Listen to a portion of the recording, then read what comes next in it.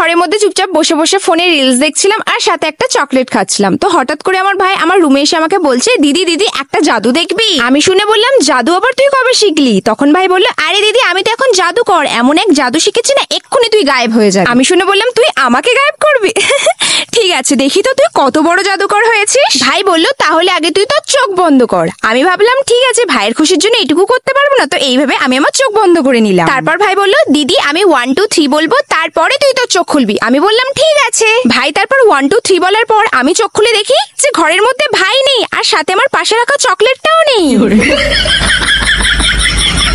মানে ওই জাদুটা ছিল আমাকে গায়েব করা না, আমার চকলেটটাকে গায়েব করা। আসলে ও আমাকে বোকা বানিয়ে আমার চকলেটটা নিয়ে আর পালিয়ে গিয়েছে। মানে আমি শুধু ভাবছি যে কিভাবে ও আমাকে বোকা বানিয়ে জাদু দেখানোর নাম করে আমারই সামন থেকে আমারই চকলেট নিয়ে চলে গেল।